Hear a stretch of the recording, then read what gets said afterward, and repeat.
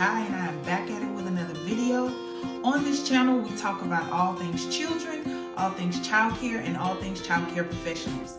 So if that is content that you enjoy, hit the subscribe button, click on the notification bell so that you don't miss any content that I put out.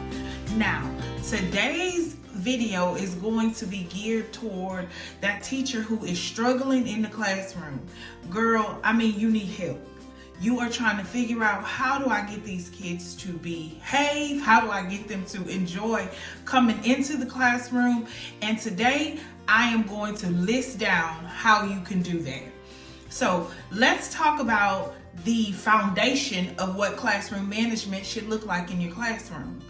That's going to look like a number of things. But today I want to talk to you about 8 different things that are going to really help you hone in on your classroom and getting everybody to do what you need them to do so that everybody is productive in the learning process, right?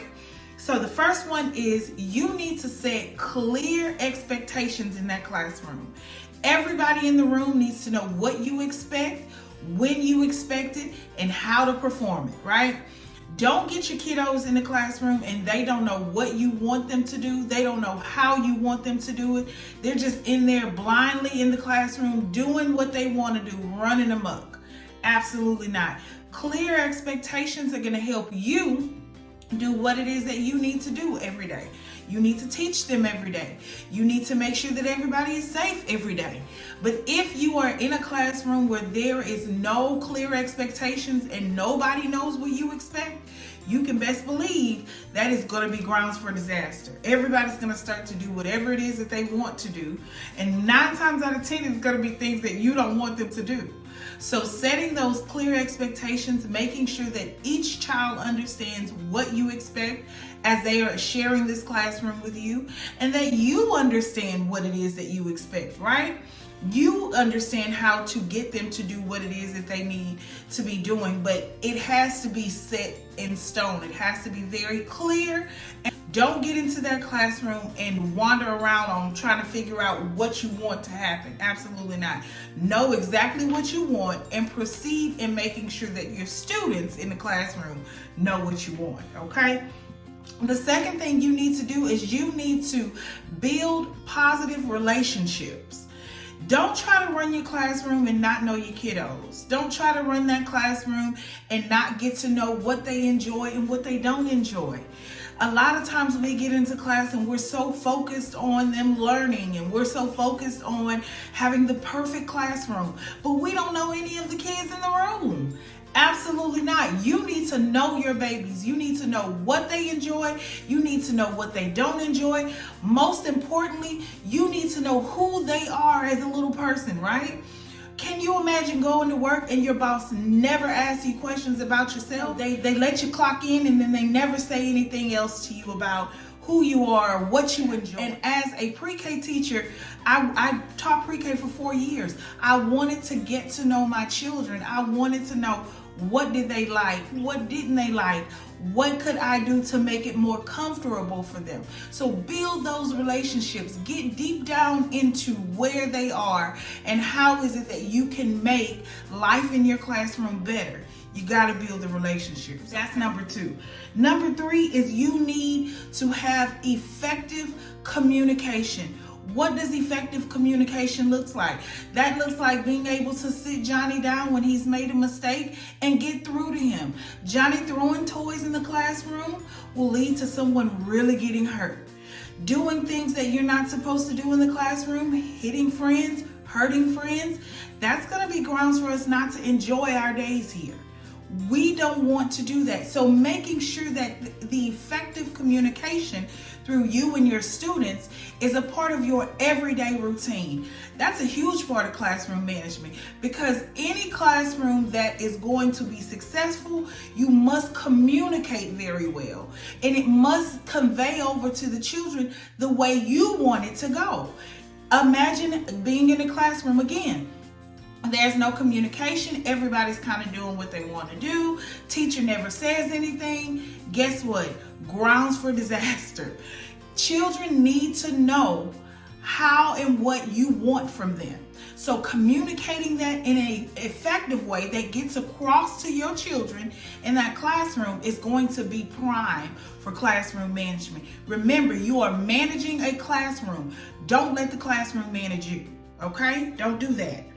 The fourth thing that you need to do is stop making the kids wait for you to get things together. Girl, you need to be already prepared, and that brings me to proactive planning. Plan your days. Plan out everything that you want to happen in that classroom. Get all the material together. Get all the things ready to go. Because the last thing you want is for the kiddos to just be sitting there waiting for Miss Robinson to have to get stuff together. Absolutely not. You need to already be ready to go. You need to be already getting ready to push things out so that there's no waiting time. Waiting time, I always say, is the time where children lose it the most. When they're just sitting down waiting for you to get it together. Waiting is wrestling. Waiting is hurting each other. Waiting is just not time in the classroom that needs to be spent. You don't want the children waiting on you. You need to already have your planning done the day before, 2 days before, a week before. That's great. That's fantastic, because now there's no waiting time at all. There's no idle time for kids to find things to do. Remember, when we don't have anything for them to do, they're going to find something to do.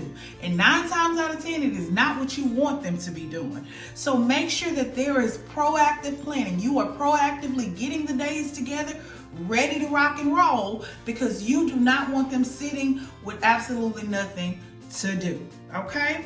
The next thing that you need to understand is consistency.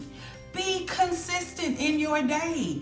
Make sure that every single day the routine is there. Kids know what to do. You know what to do. Girl, get with the consistency. Being able to know what comes next in a way that the children then know what comes next. I taught pre-K, like I said, for 4 years. And baby, let me tell you, I ran a classroom where my kids could run the classroom if I wasn't there.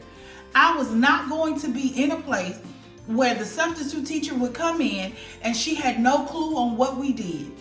The schedule was there. It was a picture schedule for the kids. But most importantly, everything was so consistent and routine in the room that the kids could run the room. That's what you want. You want them to be able to run the room. Because let's face it, some days you're going to come in and you're not going to even feel like saying, hey, grab your name tags and go to stations. The kids are going to already know what to do because everything is so consistent and you do it all the time. I always tell teachers, make it to where your kids can almost run the room without you being in it.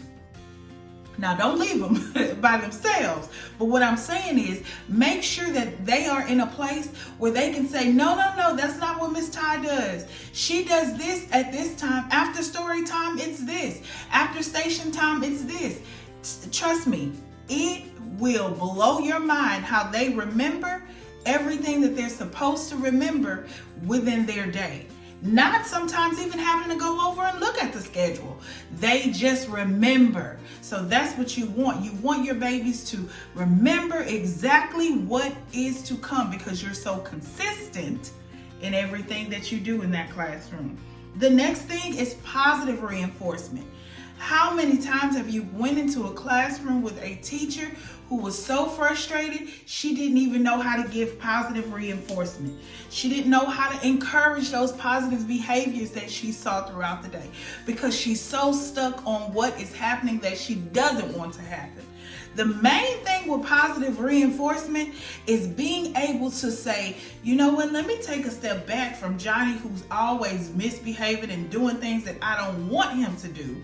And let me focus on what he does that is correct, what he does that is super positive. Let's bring those things to the forefront because face it, if you continue to hone in on what Johnny is doing that's not right, he's going to continue to do what's not right because and every child feels like anytime you notice something about me, I need to keep doing it. So why not notice the positive thing, right? Why not notice how consistent he is in sitting down crisscross applesauce when it's time for the story? hone in on that. Make the room know that Johnny is doing what's right during story time. So that maybe with the positive reinforcement and with you saying, you know what, I'm encouraging you to continue to do that, maybe he'll continue to do it. But we have to get into a place where we are not always focused on what is wrong in our classroom or what is wrong with what our students are doing, but we focus on what is right. We focus on the things that they're doing that is okay. I like this. Okay. Be vocal about that. Say to them, hey, listen, you are really showing out today. I appreciate you picking up that pencil when it fell on the floor and you didn't just walk over it. Thank you so much for that. Or today, you enjoyed those green beans. I saw you eat all your vegetables. Watch you get big and strong. Those positive reinforcements, those encouraging words, those times where you look at the positive and not the negative will influence those children to give you more of that positive behavior. Because when kids hear that you're excited about something, 9 times out of 10, not all the time, but in my expertise, I've noticed that when my baby seen that I was excited about something, honey, they gave me some more of it. Or they started to pull out all the things that they were doing right. I'm standing in the line. I'm over here doing what you asked me to do, Miss Ty. Baby, they were excited about it. And guess what I was? Excited too. So I need you to get excited and pull out all the positive stops in your classroom so that those kiddos can be their absolute best, okay? Now, my very next point is let's develop some fair and respectful discipline strategies. What does that look like? That looks like you encouraging them to do what's right. And when you do encourage them to do what's right, and let's just say they do what's wrong, the consequence needs to be fair. It needs to be respectful. It needs to be honorable, right? Don't get to a place where you are giving them unfair treatment or you're mistreating them or treating them in a disrespectful way because you saw him kick a kid. What do you do when you see a child kick a kid? You should go over and you should redirect that situation and that behavior. Go in and be as positive as possible, trying to show them how it is that you would like for them to behave. Don't be unfair and say, just go sit down in the corner or just go sit down at the table. Absolutely not. You don't want to do that because first of all, that's not teaching them anything. Second of all, though, what it is doing is saying to that child, I really dislike what you did and I don't even want to deal with you right now. That's not what you want to convey. It is a simple, let me walk over here and figure out A, what's going on, but B, I need you to understand that that behavior cannot happen in this space. Maybe go back and reiterate the rules that you've put into place in the classroom. What did I say about gentle hands? What did I say about walking feet? Those are things that are fair and respectful. Don't get to a place where you become disrespectful because the behavior that this child is displayed is disrespectful. Because a lot of times we will do that. We will get to a place where we're like, oh, he kicked Sarah. Shame on him. I'm about to make him go sit by himself in a corner where he don't know nothing about nothing. That's not what we want to do. We want to get to a place where we are getting through to that child. We are helping him to understand that this behavior in this classroom with us together as a family is not going to be tolerated. You got to get that together. I need you to figure it out because that's not okay. When we do that, when we give fair and respectful treatment and discipline for what it is that our children are doing in an offensive way, that lets them know that, hey, she's watching me and what I'm doing is not okay. Don't just sit them off somewhere by themselves and hope that they get that you're angry and upset. That's not going to do anything. But to be able to go over and really have that dialogue with that child is going to really show them that you are not going to play about how we behave in this classroom collectively, together, okay? All right, and then the last thing I want to talk about is your classroom environment. Is the environment set up for success?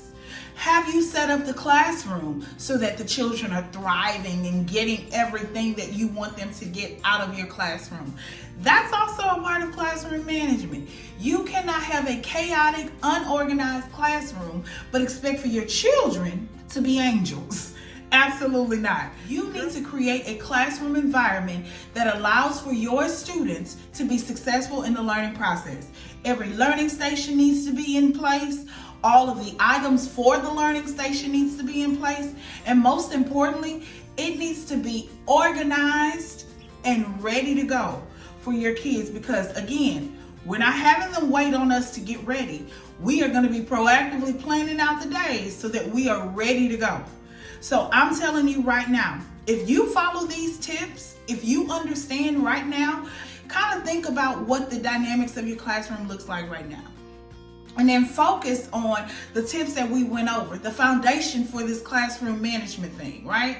Focus on that. Focus on, okay, is there things that you need to fix in the room? Is there things that you need to change? These are just foundational pieces to help you run a classroom a little more smoother if you're having problems in that area, right? But classroom management is a huge piece to how you're going to teach your babies and grow them into the little people that they need to be on a regular basis, okay? Thank you so much for watching this video. I truly appreciate it. Please subscribe to my channel if you haven't already. Hit the notification bell so that you don't miss any of the content being put out. And I will see you guys again soon.